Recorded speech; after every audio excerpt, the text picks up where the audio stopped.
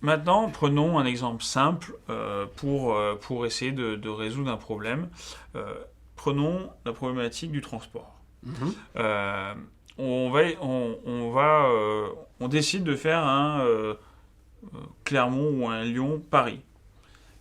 Il existe plusieurs méthodes de transport finalement. Il y a l'avion, il y a la voiture, il y a le train, il y a le covoiturage, il y a tout ça. On peut y aller Comment... en vélo aussi. Ah oui, on peut y aller à vélo, on peut y aller en courant. Exactement. Euh, comment on va résoudre... Enfin, comment on va se décider pour résoudre ce problème-là qui est finalement... Bah, en fait, déjà, ça va être en fonction du but que l'on poursuit et de l'efficacité qu'on veut avoir.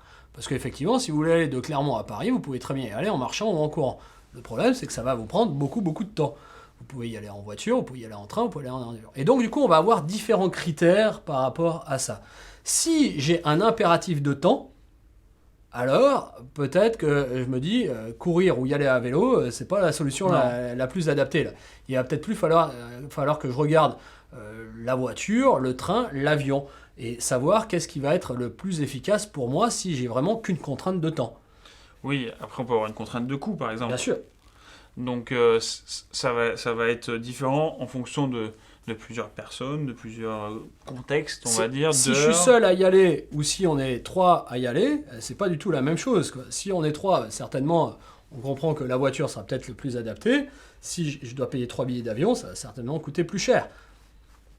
Mais ça va être encore une fois, qu'est-ce qui est important effectivement pour moi, quoi. Alors en fin de compte, dans ce problème-là, on peut distinguer quatre critères. La rapidité, le confort, la sécurité et le coût.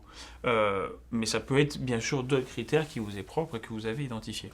Et bien ce qu'on va faire, on va utiliser un système de pondération qui va nous permettre de calculer, et ben finalement, en fonction de ces critères-là, je vais dire que pour moi, sur une note sur 5, la rapidité, c'est le plus important, donc ça veut dire 4.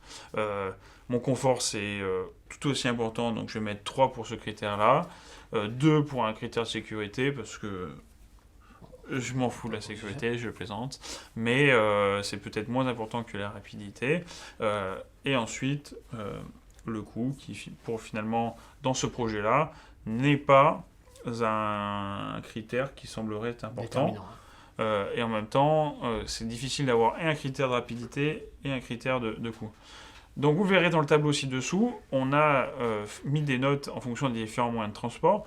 Donc le TGV, l'avion, la voiture et l'autostop. Et vous verrez que en fonction de ces critères qu'on a fixés juste avant, eh bien, comment dire, une solution est sortie en priorité. Donc dans ce cas-là, qui est le TGV, puisque effectivement, en termes de rapidité et de confort, on est sur l'un des transports les plus rapides, Et les plus puisqu'on sécurisés est aussi. plus sécurisés, et que finalement, ben, la voiture ou l'autostop, ce ne sont pas des moyens finalement qui vont nous permettre de voyager de manière corrélée avec nos critères Avec nos critères. Le seul problème pour l'instant, c'est que le TGV entre Clermont et Paris n'existe pas, mais c'est pas grave. Oui, oui, mais c'est bon, on part de Lyon maintenant. Je vous propose de passer à la suite et de voir comment on va mettre en œuvre la solution.